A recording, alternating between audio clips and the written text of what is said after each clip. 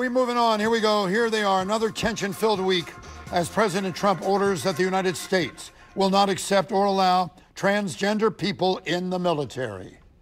Well, those are the people who are serving on the front lines of American freedom and liberty, and now they're going to be told that they're going to be rejected and unworthy to serve. I mean, it's a huge slap in the face. Once again, President Trump has shown his conduct is driven not by honor, decency, or national security, but by raw prejudice. All right, let's go to our GOP National Committee woman, ladies and gentlemen, Nicola Ambrose. Okay, here's where all of this really exploded, right versus left. When the Obama administration said the military should pay for gender transition. Let's be real, the military is here to defend us. We do not need people in the theater of war under pressure for the very existence of their lives and out there to protect us, worried about which bathroom and do they have their medication and how are they recovering from elective surgery. This is crazy. Today I went on the military's list of what you cannot be allowed to serve for, and it's extensive. This is not mandatory. This is elective, and we can't have a social experiment in the military. Yeah, but why did it come up now? It came up now because he needed a new shiny object. The president didn't even tell the Pentagon. He was having a miserable week with his attorney general, a miserable week with his staff fighting with each other, losing the health care. So now he got something, a great divisive thing, gets us all talking and forgetting about what the real issues are. So that's one man's opinion. He is a commander-in-chief. This whole thing, you're absolutely right, started out as a social experiment. The Army, the military discriminates all the time, all right? I never served, but last time I checked, when you sign up to serve, you become property of the military, which means that the Constitution doesn't even apply to this. So I find this to be a bunch of about nothing at the end of the day. Really, Kurt? Well, I have to agree with Mr. Weiner. I mean, this came out in a week when well, actually, he could probably do a tweet every day that changes the subject of what was going on the day before. But this was a tweet. It wasn't, you know, a presidential proclamation. Well, I guess because he's the president, it was. But the Pentagon knew nothing about this. How would they implement this policy? Now, I understand that they were talking about the policy at high levels and trying to make a determination what to do with the 6,000 to 10,000 transgender people in the military. But for the president to come out and just say, okay, it's over with is incredible. It's just a continued degradation of the United States president. So just to be specific with some actual timeline dates here, it was on October 1st that Ash Carter put in a change to policy, saying instead of don't ask, don't tell, you can be open about it. And I just don't understand how that works when you're in the theater of war. Secondly, this has been a really big deal, especially just in conservative circles on the right over the past month.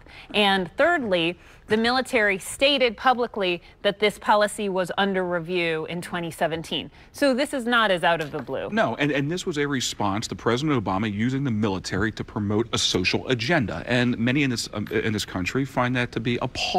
Yeah, but General Mattis was right in the middle of an orderly review. Everyone was waiting for it. And there was no reason not to wait for it. And if the right thing to do is not to have people in the military, there's a way to do it. You don't just drop a tweet somewhere and then tell everybody else clean up my mess. I got to ask you this, Nicola. How do you and Jimmy feel about the president dealing through tweets? What do you think about his tweeting? I think that's a big topic of discussion. That's why I asked you. Right.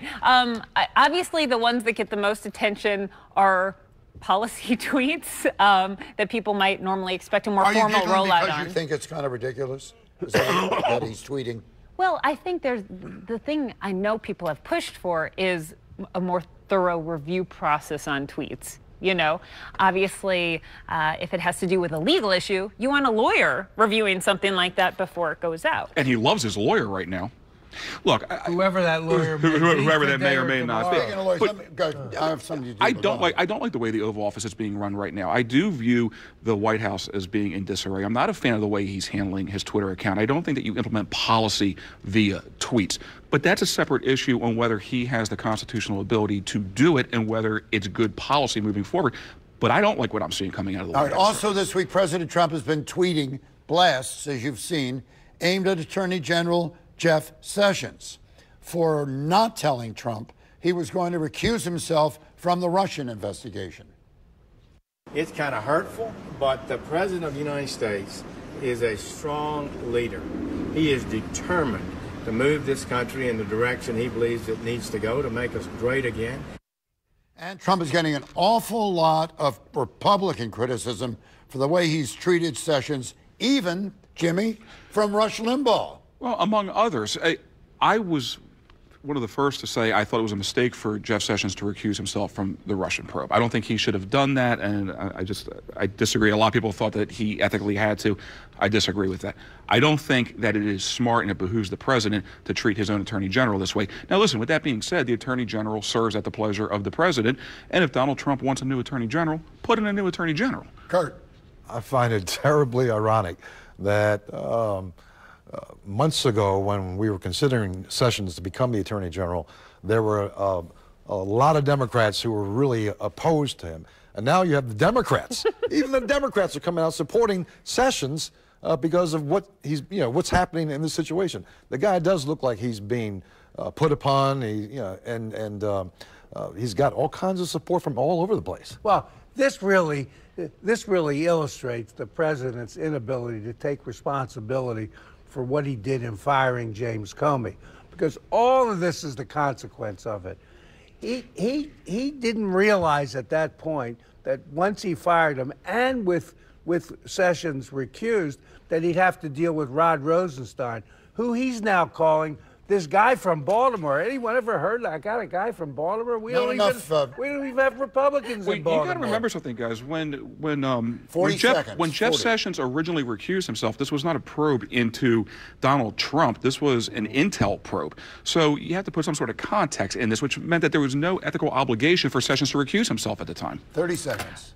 I have to say, I would just give the political advice of it's going to be difficult to get someone confirmed right now. Let that sleeping dog lie and focus on the things that have to get done, like healthcare reform is desperately needed and tax reform. Which is going to be even more difficult right now, plus just getting nominees confirmed, what came out of the healthcare vote the other day. All right, we're going to be back in a minute. On to John McCain and the healthcare bill that died. We'll be back.